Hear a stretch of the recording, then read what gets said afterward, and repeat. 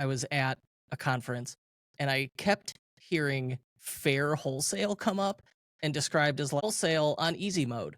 And it turned out that there is a wholesale marketplace that a lot of Shopify merchants are using, and it sounds like using successfully. I don't want to have marketplace FOMO here. So we've got an expert who is going to break it down for us.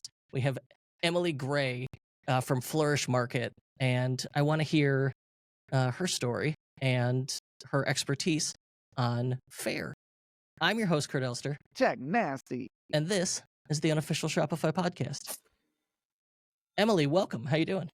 I am excited to be here. I hate FOMO as well, so I'm excited I can come in and help you out with that and anyone listening.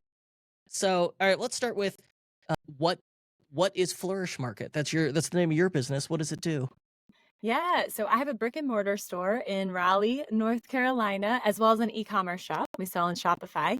So we've been in business about 9 years, and we are like a clothing and gift shop. But what makes us unique is that all of the brands we buy from, about 200 of them, are all impact driven, meaning in some way they want to do good for the world. I like that. I enjoy cause marketing. I think the internet giving us a way to go as niche as possible into just about anything has enabled that and has made that possible for us to go, I can align my spending with brands that match my values, whatever they may be. And That's so right. you came from the investment banking world prior to then? That's right. I originally went to college to be Britney Spears' backup dancer. Didn't work out, got hurt, and went to the career center, and they were like, business or communications are our biggest major. So I went business, and surprised everyone, when straight out of college, I went to go work for a Swiss investment bank.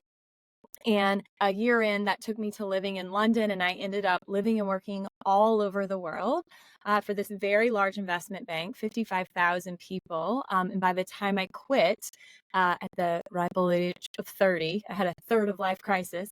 But I was a vice president of change management and communications. And what that fancy title meant was, in the face of economic headwinds and anything coming at us that was external to our control, and sometimes things internal to the bank that stakeholders were doing, decisions they were making, I was charged with helping middle managers and senior managers really understand how they can move through those headwinds and still accomplish their goals. And that's actually what I do today with my coaching clients. So I quit corporate. Story for another day. I bought an old uniform delivery truck off Craigslist and started driving that around town. That was the first year of the Flourish Market. And second year, we became a brick and mortar, and we've expanded since. I'm recording across the street from a big 3,500 square foot facility we'll be opening in October. So excited about that. But along the way, people saw me launch this and they started asking me for coaching. And I did a lot of coaching, a lot of brands and other retail owners, and did retreats. And then COVID hit. And what you saw was pop-ups stopped, trade shows stopped, and all the brands we bought from, right? And then all of my past coaching clients came to me and they were like, what do we do? And that also coincided with the time of Faire, which has helped a lot of people out. So I'm really excited to dig in to that more with you today. Okay, but what is maintenance on a laundry delivery vehicle like? Well, there's a reason I only stuck to that for 1 year. So shout out to anyone listening. DM me if you own a fashion truck, because I get it. Maintenance that I didn't even read about at the time, because this was almost 10 years ago. This is 2015.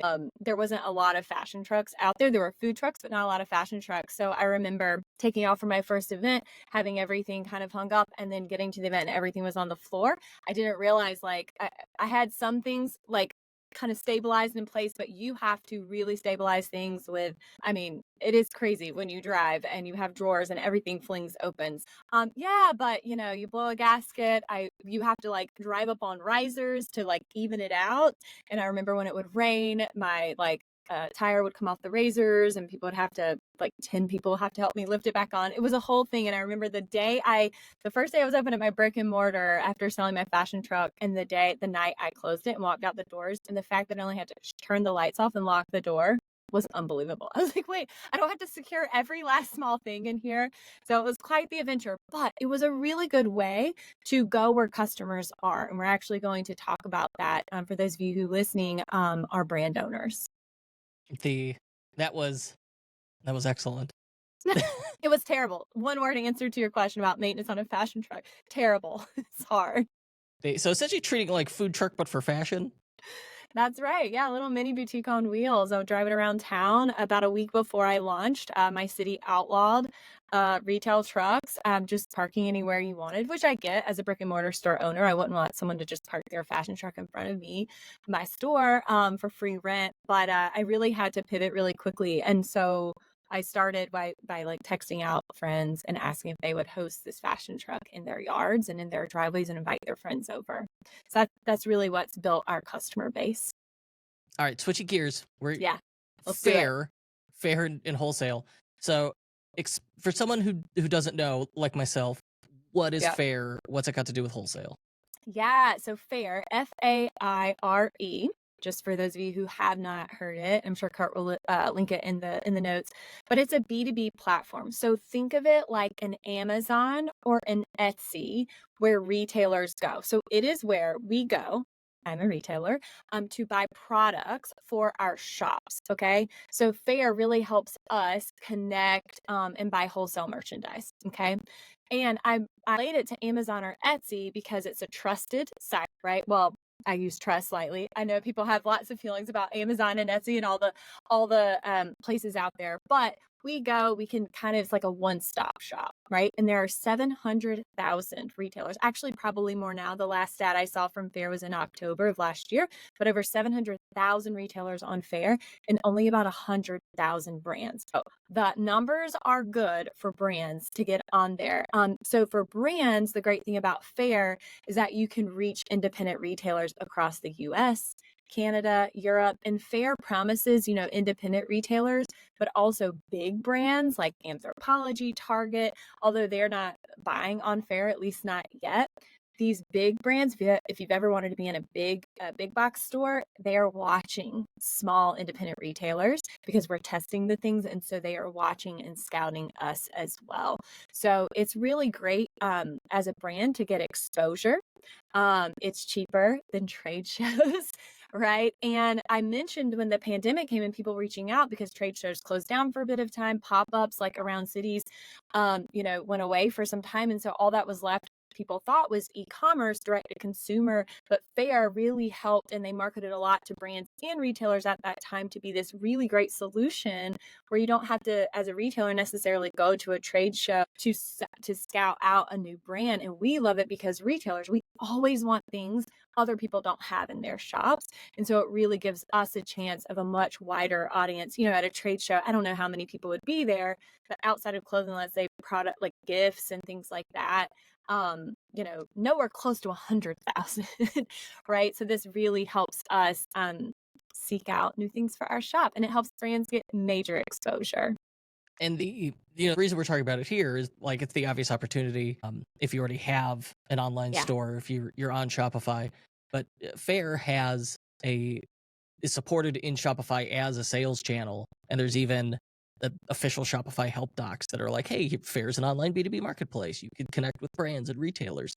But It's brilliant. It's so brilliant. They're buddies, Shopify and Faire. And so this was something Faire piloted a couple of years ago. And then the last year, this plugin or this like working together has worked beautifully.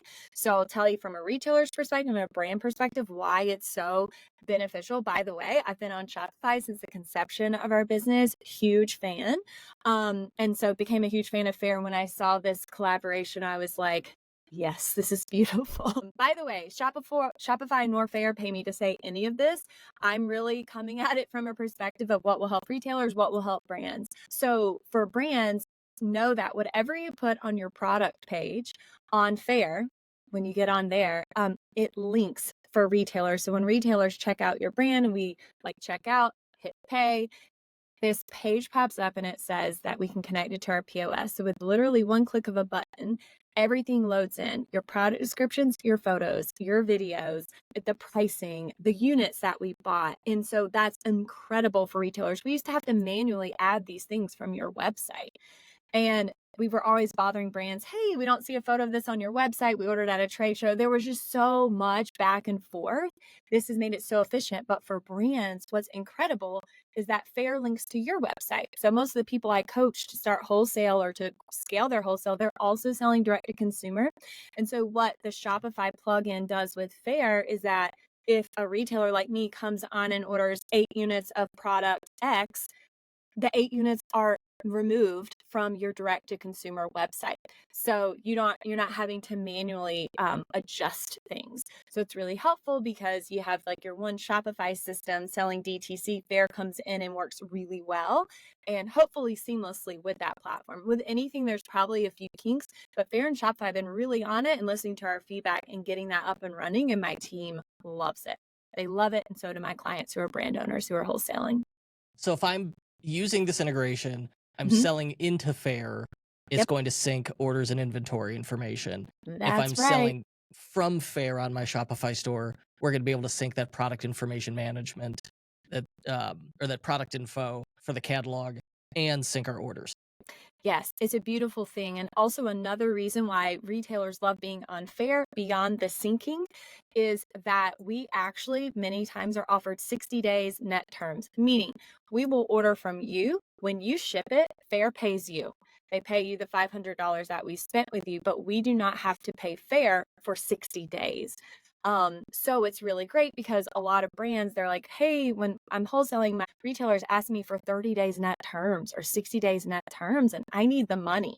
So Faire came in and solved this issue. So pretty sweet. So what are some of the I mean that's one challenge it solves. The information management it solves, syncing, fulfillment it solves. What are some of the other challenges if I'm a Shopify merchant starting with wholesale that I'm going to run into that maybe Faire could solve? Yeah. Well, it's interesting that we talked about ease first because today, like pre-pandemic, I would say that for a brand looking to wholesale with retailers, exposure was the biggest challenge that they would come up against.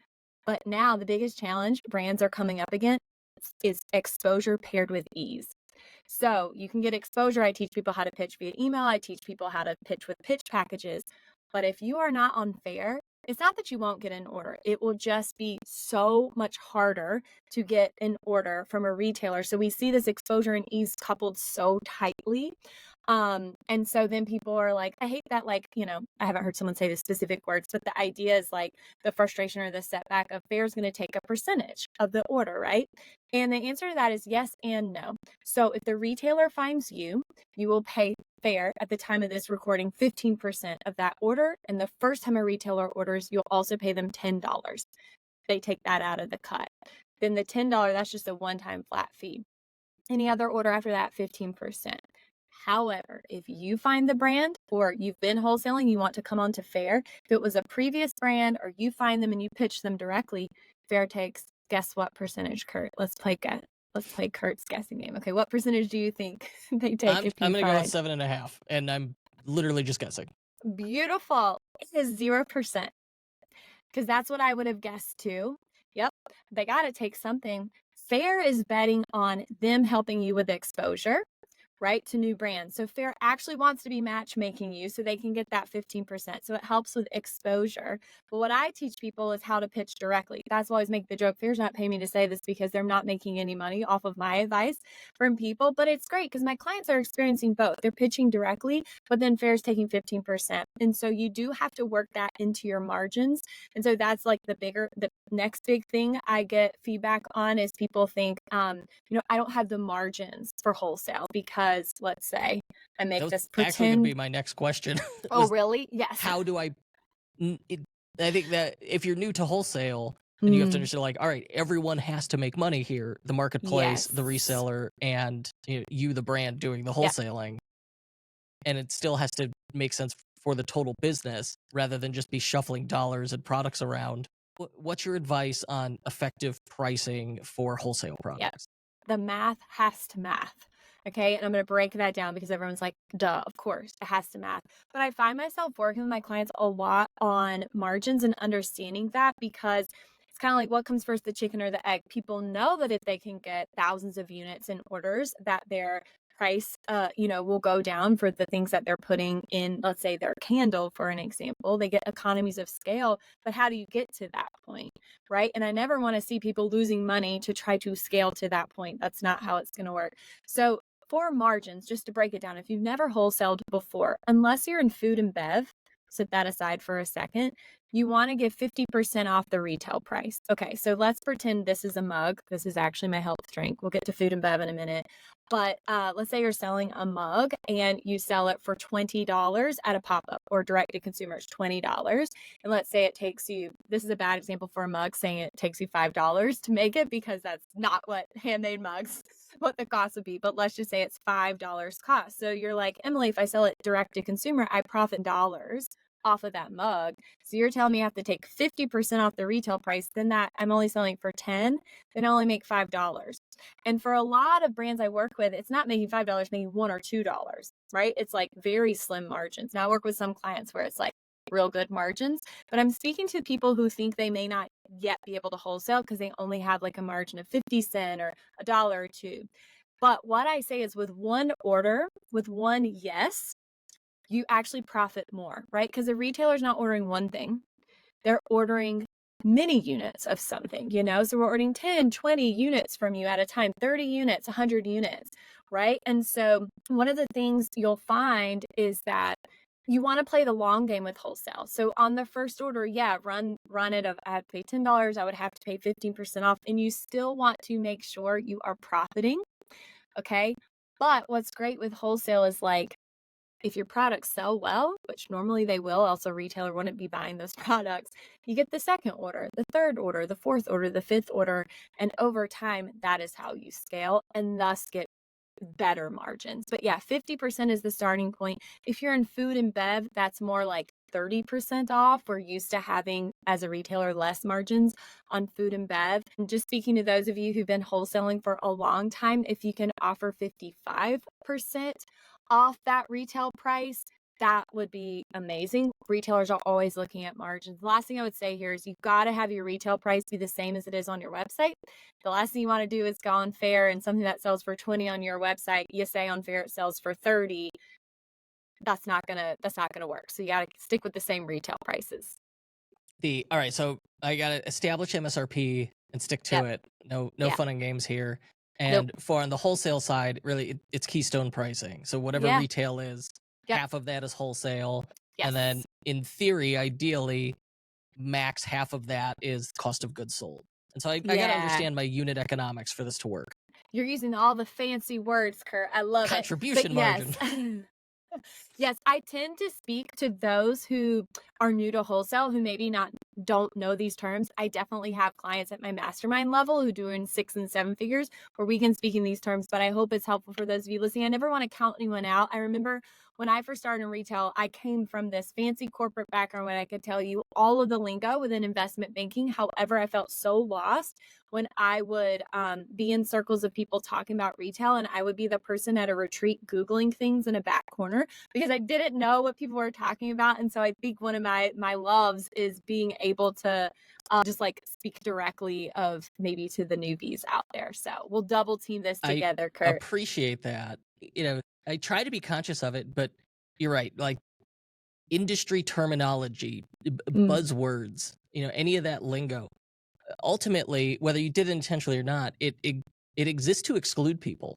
And so when you could put things in plain, easily understood language, and bonus points if you could be concise, which you are. I have never been told that, Kurt. Sometimes you do these interviews and you ask somebody a question, and then 8 minutes later, I'm like, "What was the question again?" I don't even know what I asked. No, so I appreciate all of that. Okay, so certainly it cannot be as easy as list it on the Faire marketplace and they will come. Like, what do I have to do, especially to starting out? What do I got to do to stand out, to make sure my products get purchased? Beautiful. Okay, so we retailers, we have one question since the pandemic hit in these post-pandemic years, and it's 3 words we ask ourselves. So if you're listening, this might be the most important. It's very obvious, but it's not.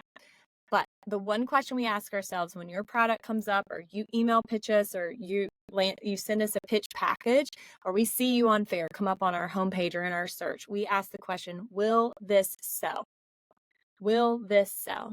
I talk to so many people who are like, I don't have an Instagram following that's that big, or I don't have this, or I don't have any other retailers who buy from me yet. We don't care about any of that context. We are looking at your product and we are asking ourselves, will this sell?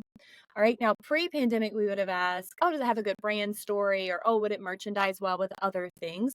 But we are so risk averse now because we still have like this, like all these memories of getting stuck with all these products during the pandemic, and everything's still shifting in the economy and what people are interested in. We're like, okay, we did this for so long. Now are people like, what are people doing with their lives? We're closely paying attention to that. So will this sell?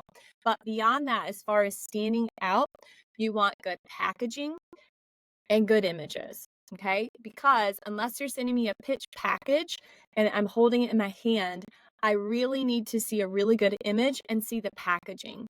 Because with retailers, if it's going to be on our shelf, it's got to look good, right?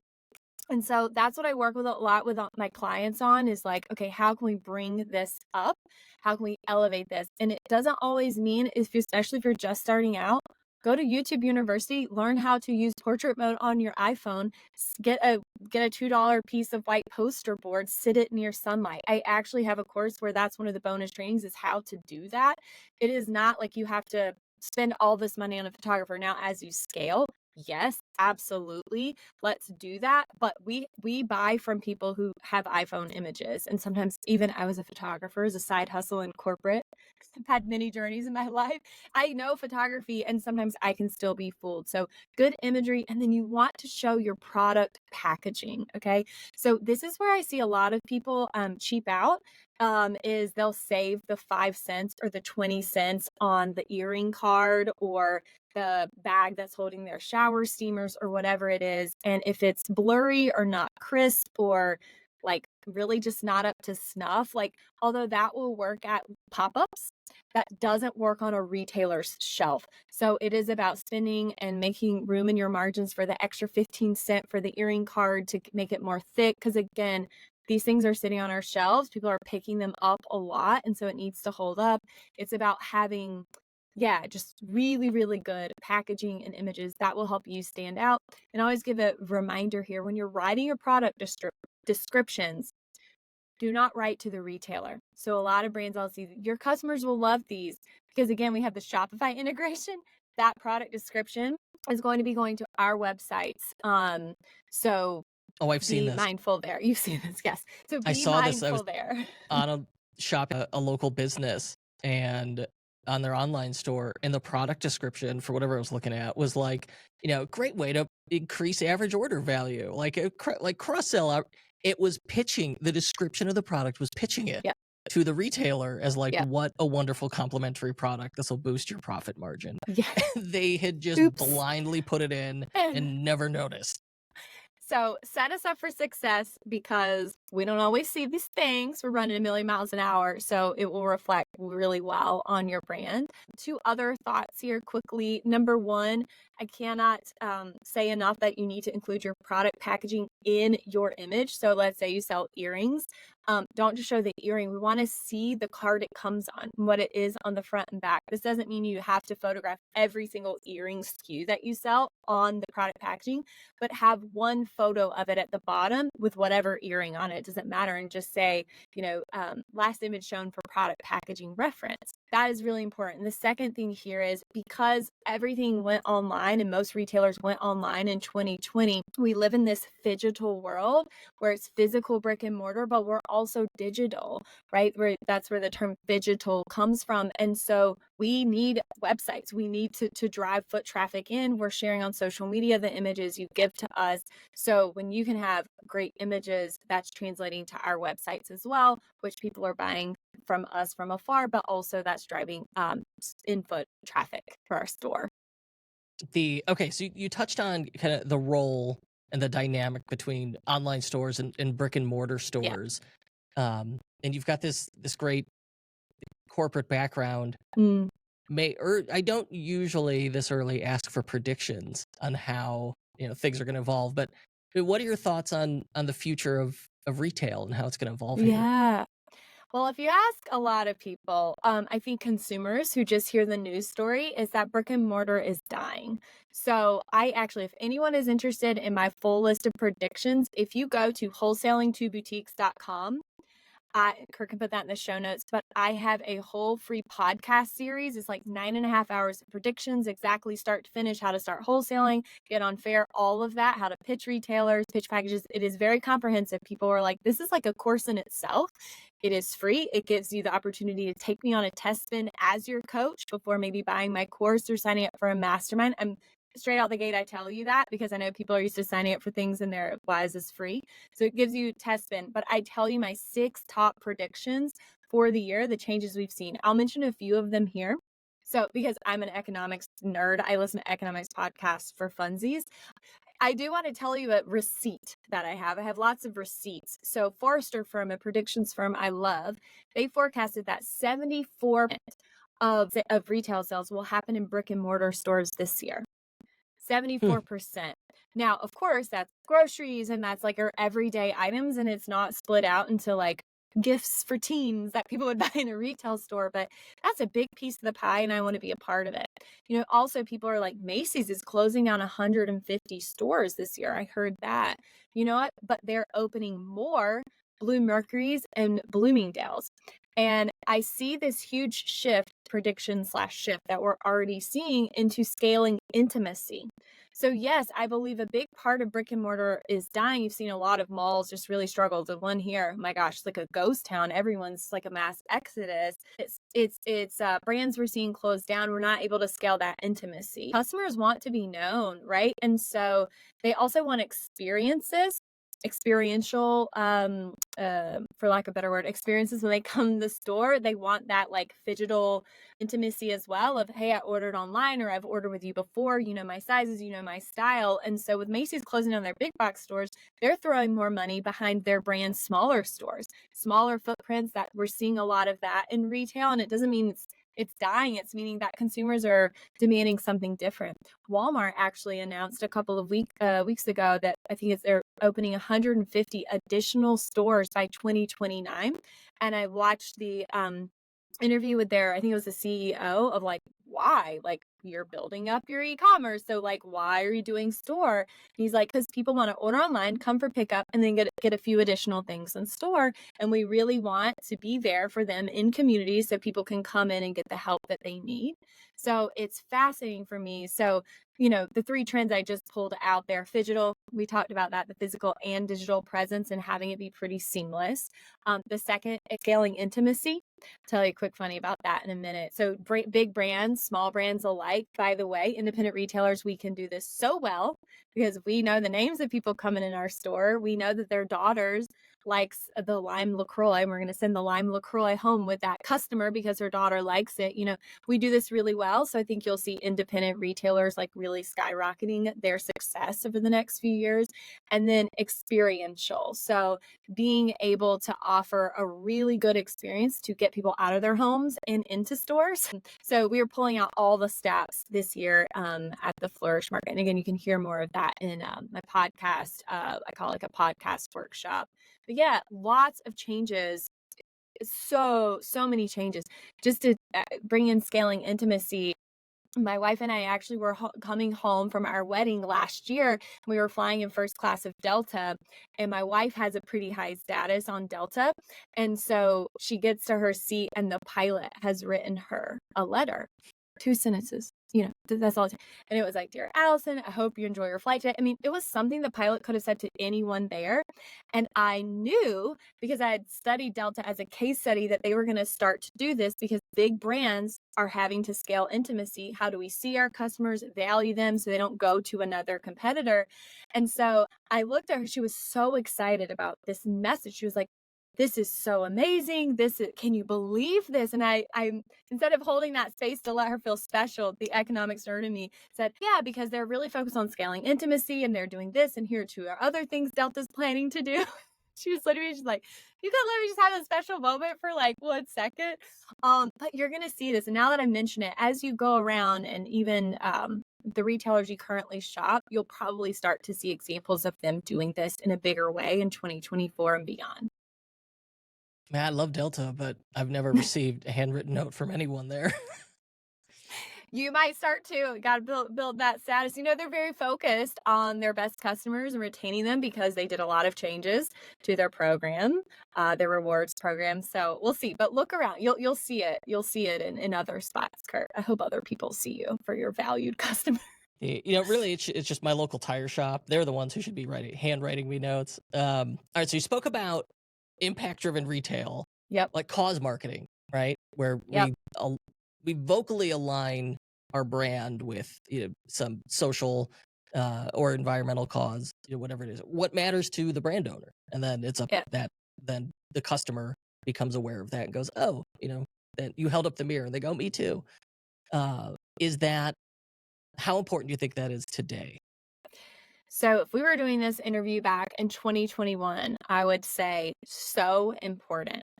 And I think there was just a lot going on in the world and our nation at that point. And I think kind of those of us who've been in the impact driven space for some time and my friends who are activists were like, how long will this last? And so I was surprised slash not surprised when I saw Forrester firm. I love them. I mentioned them earlier, but their headline for 2024's economic retail forecast was practicality over purpose. Practicality over purpose. And they actually noted that many big firms were pulling DEI efforts and doing cost savings around that. I have had several friends who have lost their jobs within the DEI space. But they didn't say that purpose was done. And they just said practicality over purpose. So what I would recommend to brands is consumers. We've had a lot of messaging all around us of like, the economy's going to crash. And people have been saying that for like 4 years and it hasn't, knock on wood, yet. Right. And then there's all this talk about inflation. So subconsciously, what that's done in the consumer's mind is told us we have to be price conscious. Like this has to be like a really good buy for us. And we're even seeing it with our customers on a micro level, like right here in our shop. And so reviews are more important than ever. If you sell a handbag, for example, show photos of the inside, like people really thinking through that practicality and that they really need something. Impulse purchases are down overall, and it's all the stats are showing that people are taking longer to make their purchasing decisions. One tip I can give you, if you're running like a campaign instead of a 24-hour flash sale, you might need 72 hours. And if you're focusing on certain products direct to consumer, you may really want to focus on the ones with really good reviews and be texting out or asking some of your favorite customers to write reviews. Because again, we are taking more time and looking at practicality of the actual purpose. You're also seeing that with retailers as well. So one of the things in my podcast workshop I tell people to do is lower your opening minimum order. Right? Lower that order, get your foot in the door, make sure you're still profitable. But we want to test things. We want to see if they're practical for us. So instead of making it $500, do like $150, right? Depending on the price point of your product. But if it's around $30 retail price point, that would be a good starting point. So we can get a few things in and test. But purpose is still important. And you have to keep in mind when a Forrester firm and any of the research firms are doing this research, it is like a sweeping generalization. So for me, we have always had people who care about shopping in alignment with their values shop with us, right? Like for 9 years. So 2020, 2021 wasn't really anything new. So I would say definitely have your brand values on your packaging, on your website. When you get onto Faire, Faire has brand values that you can select from a drop-down menu. And when retailers see, we see like woman owned, AAPI owned, LGBTQ plus owned, socially conscious, we'll see environmental impact, right? And so they have all these for you to choose from. So while it won't be the first question we ask ourselves, like many times it used to be, it will be the follow-up thing that might push us over the edge to buy from you. And I say stand on your values. We're also seeing this shift in the industry where people can smell the BS, especially the people you probably want to be buying from you because they're like very aligned with your values. And so they're starting to sniff out the brands who maybe did this for the checkbox, who maybe are laying off their DEI people now, right? And they're really finding the people they vibe with. So I encourage my clients, like, put yourself out there, your face, your family, like, what are you doing in your free time? How can you show your values on display on social media or through email or your product descriptions so that the right people can find you? And the last thing I'll say here, I know we were joking last week when we were chatting, Kurt, but Gen A is coming to save us all. Okay, so Gen A means they were born in 2010 and afterwards, and they do not have monies right now, but they have a huge sway and buying power with their parents and guardians. And so all the research, not all the research, but so much of the research is showing two things about Gen A specific to retail and e-commerce. One, they care. They give a dang about things. So conscious things, socially conscious environmental impact. So they are very big on values. And then the second thing is they actually want to come in store. They are really valuing experiences, which you wouldn't think. That was a surprise to me because they grew up on iPads. Right. And so, but it's actually, they're like, we've had so much digital and so much access to that, that they're starting to value what they didn't get during the pandemic, which is being able to engage with people in person. Well, I don't blame them. They spent too much time in my house. And Too then when I much time. reemerged, I was like, how do you talk to your fellow humans? And I learned through observation. Yes. Okay, so we've got a few minutes left together. I Cool. want to know, all right, if I'm just starting out with Faire, what's the first step I should take? Yeah. So I'll recommend two things here. One's very self-serving, but it will definitely serve you. But I'll start with go to faire.com, FAIRE.com, and read how they work. They have a beautiful page that's updated regularly with how they're working for brands, and take a look at it, right? Really read through how it works, how it could work for you. They have a lot of good testimonials, just so you know. My clients, it's incredible the successes they've had on here. I actually, my podcast workshop, give examples, but just to like a little teaser, my client Caroline, from a brand called Pearson Hyde, she sells jewelry. She got an ad for my free workshop, took it in December of last year, or December of 2023. January of 2024, she got onto Faire, and without paying any money for ads or anything like that, she had over 300 accounts by the end of the year. So really incredible results. That is, I mean, not, that's like in the top 1% of results. I will say that. But so many, I just heard from a client, her sales have grown 60% year to date on Faire. So my second suggestion to you is to go to wholesaling2boutiques.com. You can read all about what's in my podcast episodes there, but it is 9 episodes start to finish of my like clear steps on how to get onto Faire. By the way, I would have a retailer recommend you, if not me, another retailer buddy, because that will fast track your application and hopefully help you to get in. Faire does not accept everybody. For good reason, right? But a lot of times when they reject you, they don't tell you why they reject you. But really, I explain everything in my podcast episodes. I really love helping brands out. I want to see more representation on store shelves. And so many times the people with the best products and the best stories are the best kept secrets. And I like to say I've got your back on that. I love that. I like that sentiment a lot. So what do you, I still have you. This is your Yeah. chance. What's the biggest misconception about wholesale? Let's correct that. Yeah, I think it goes back to imposter syndrome and what I just said. Like, I think the people with the best products, best ideas, best packaging, coolest products are afraid to put themselves out there. They think that pitching a retailer is like, will kill them, right? Like, not the retail, but will kill them. And that's like, it's hard to put ourselves out there. And so I find that me telling people, you're not bothering us. We need you to succeed. We fail as retailers, we go under, we go out of business when we no longer have cool products, new and interesting products to put in front of our customers. So hear this when I say this, we are searching for you and we cannot find you.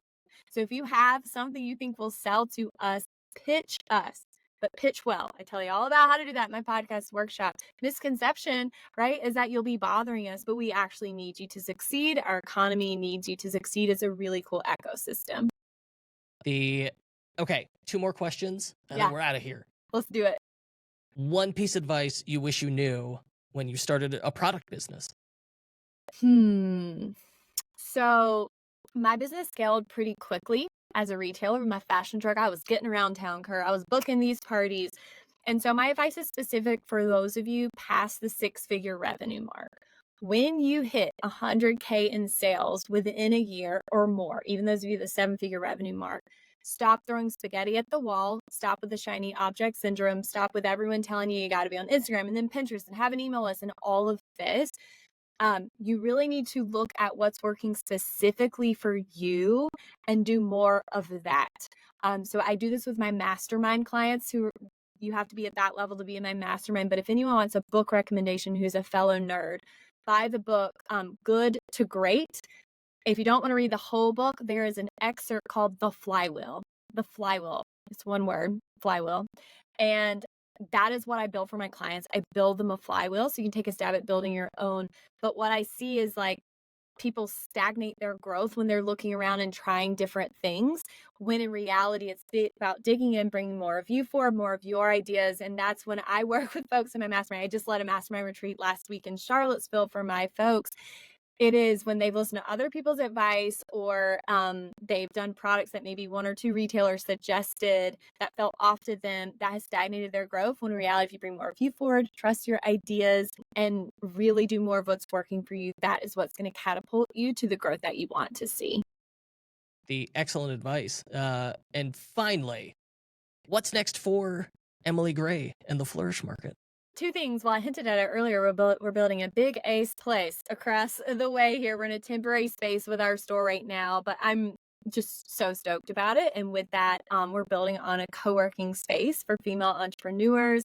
Cool. So yeah, we're really excited. So we moved to this new development in town.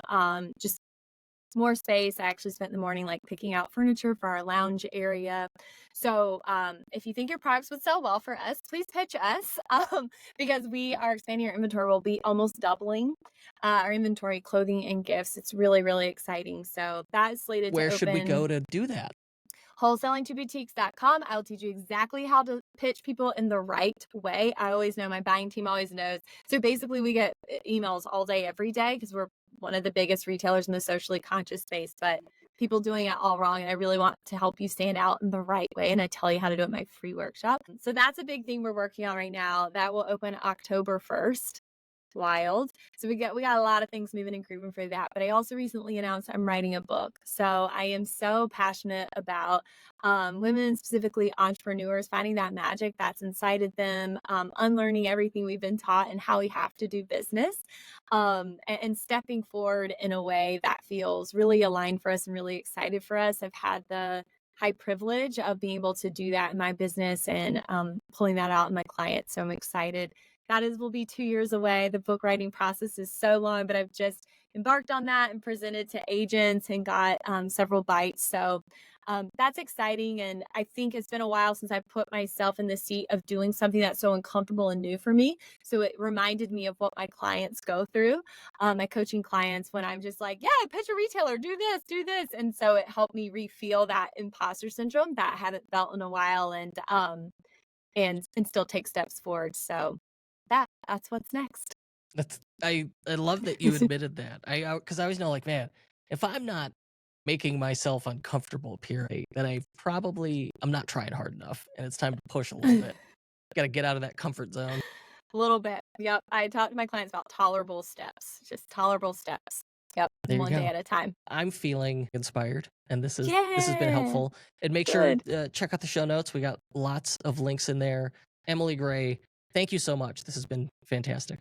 And thank you, Kurt, for all that you do for product-based business owners. There's not enough voices out there helping us. Tons for service, much less for product-based. So thank you. And to our listeners, if this was helpful, tell a friend, leave a review, do whatever you feel comfortable doing to support the show. I appreciate you.